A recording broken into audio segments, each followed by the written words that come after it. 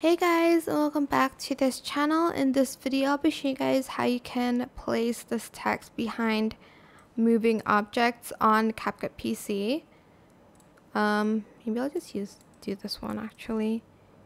Copy and paste that and select auto removal on the second video. I don't know if that actually deleted. Okay, well, kind of. I think it's better if the object, object is a person.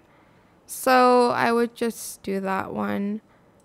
Go to text and add in your default text when you've hit the auto remove button on the second video. Then you're just going to add in the text you want underneath it.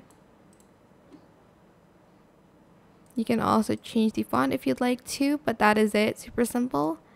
I hope it was helpful for you guys. Don't forget to like, comment, share. Also subscribe to this channel if you haven't done that already. If you have any more questions about this video, just leave it in the comment section down below. I'll try my best to answer them all for you guys. And if you found this video helpful, please click the thanks button as well. That is it for this video. Thank you so much for watching. Bye!